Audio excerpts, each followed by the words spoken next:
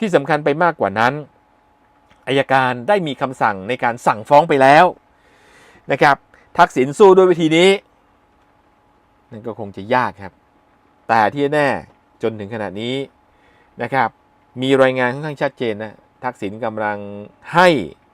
เจ๊กระบังลมไปทำการเจรจานะครับถ้าเจรจาได้รับการประกันตัวนะก็จะอยู่ในประเทศไทยถ้าเจรจาไม่ได้อาจจะเป็นดั่ง